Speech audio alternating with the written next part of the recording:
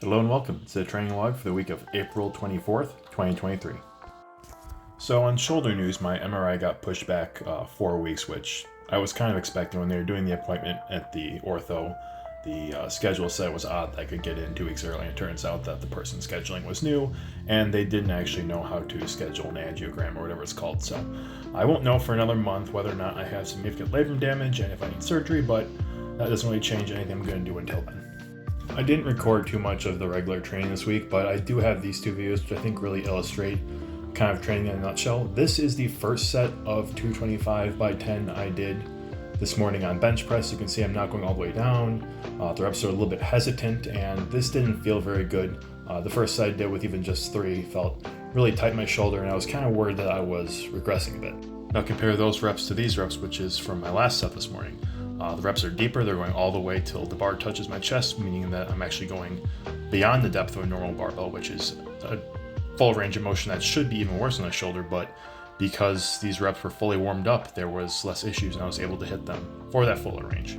The takeaway here is that not being warmed up and having something being stiff and potentially a little tight is not abnormal, and it's not necessarily a sign that your injury is bad or getting worse. Like if this had happened without an injury, I would just say, oh, I need to warm up some more. It seems completely normal.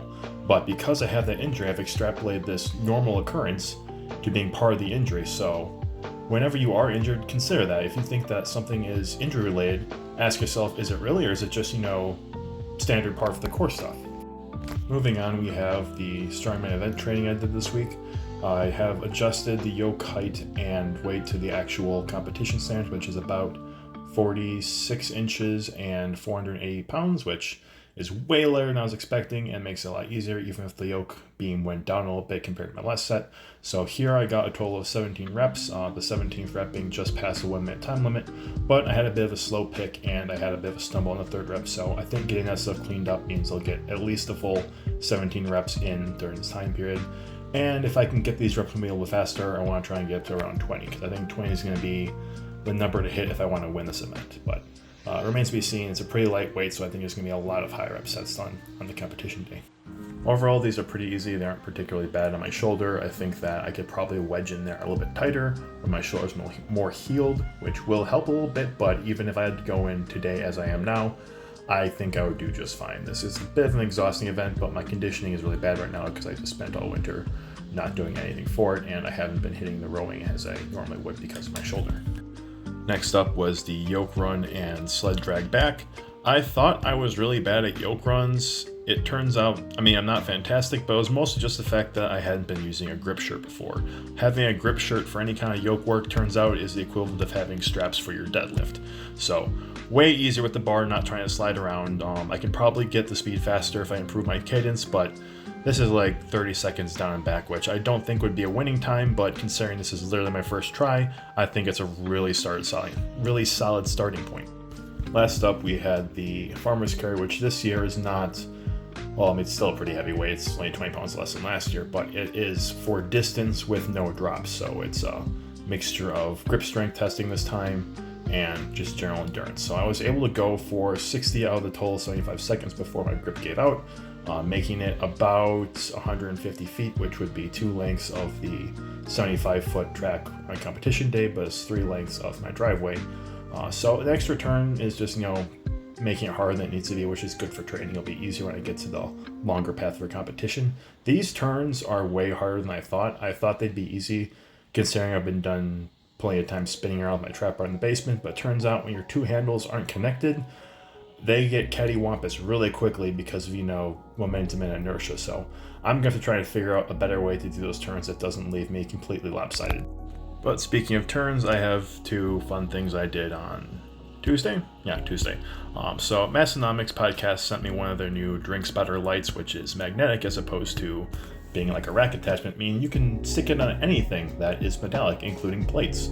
So instead of holding my drink and keeping it safe, I stuck it on some plates and put my camera in the drink holder so I could get this interesting point of view angle for a nice spinneroonie. This is 365 pounds, which is about 100 pounds less than I've done with both hands, but this is not a good lift for my shoulder right now. I can't really use my right arm at that angle for much of anything, so Kept it light, kept it fun. It was more about just the fun angle than the actual lift itself. So next up, I did another spinning motion by attaching a drink spider to my trap bar and then just spinning in circles because that's fun. This could be arguably beneficial for the farmer's walk stuff that I did earlier. It is still a test of the grip strength, it is still a test of the core stability and endurance because spinning in circles, while not quite the same as walking straight forward, is still better than standing in place. And it is, gain the turns even if things are made easier by the fact that two handles are connected and can't turn diagonal on their own. So mostly just for fun, but still has some training value and gives a nice angle of my entire gym. So this is about as close as you're going to get to probably a full gym tour anytime soon, so enjoy it. I will also note in terms of shoulder things that in that kind of arm down position like you would do for deadlifts, my shoulder is feeling very strong. I don't know if I'd want to try to lift like 800 something pounds without straps right now, but even the 600 up to 700 all feels just fine. No pain, no tension, no apprehension, or really any issues in my shoulder. So I figure that's probably the strongest position for the shoulder, but I'm glad that it's healing so quickly because honestly, deadlift is the most important lift. So, and as long as I'm giving shout outs, I really want to give a shout out to Madtown Fitness and its owner, Dan Poshik. It's a commercial gym that I've been going to for 7 years or so now. Really great facility, tons of really high-end machines, a bunch of combo racks if you're a power lifter, calibrate plates, really every bell and whistle you could ever hope from a commercial gym. So there's a good reason that I still take the time to drive out there a couple times a week when I have all this stuff in my basement garage. And it's because it really is one of the best gyms I've ever seen.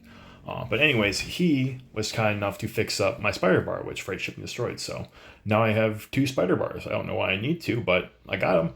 He also hooked me up with these old rubber coated Avanco plates, which I cleaned out that rust from the inserts, and now they're looking good as new. Besides maybe those hundreds, they're a bit beaten up, but still, hundreds are awesome, and I like having them.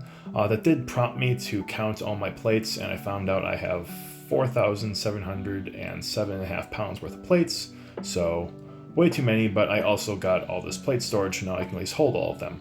I also got some merch, so if you see me wearing this Madtown stuff in the videos, it's because Madtown's awesome. I really think you should check it out. At Madtown Fitness on pretty much all social medias, or if you're local, definitely check out the gym in person. I promise you will not be disappointed.